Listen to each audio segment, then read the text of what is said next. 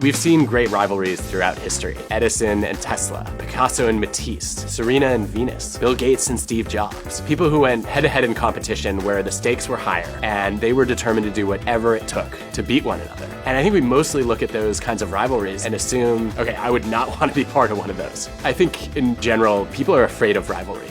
You know, I've always felt like I don't want to have a rival at work because I really want to cheer for other people to succeed. And if I'm working with somebody who's my rival, or even if I have to compete against a rival, I'm just going to end up kind of plotting their demise constantly, and that's a sad way to live your life. But I've started to think a little bit differently about rivalry lately, and I've started to believe that your rivals can actually be major allies. I love these studies by Gavin Kilduff, where he looks at what happens to your performance based on how your rival does. He actually gathered data from all the major professional sports in the US, so the NBA, the NHL, the NFL, and Major League Baseball. And he found that the better your rival did last year, the more successful your team is this year.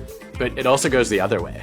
If your rival struggles, you're actually less likely to succeed in the following year. So I think we all need rivals in our work lives. Rivalries don't have to be a zero-sum game. It's possible that if you collaborate effectively with a rival, you can actually expand the pie. And I think that's a mindset that we could all bring into our work lives more often. When somebody is a rival, they actually are a rival because they're really good. They're probably as good as you are. And that means there's a lot you could learn together and there's a lot you could accomplish together. So if you're trying to build a supportive rivalry in your own work life, I think the first thing you do is you try to figure out who are the people that I compete with that could actually teach me something I don't know. And also, what is something that I could maybe share with them that could be a useful learning opportunity?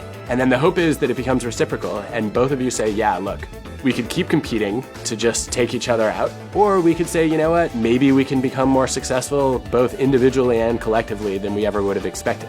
At the end of the day, though, I think the great thing about a supportive rivalry is you're still competing against each other. You still want to beat your rival, but you're a little bit less disappointed when you lose to them because you actually are happy for their success.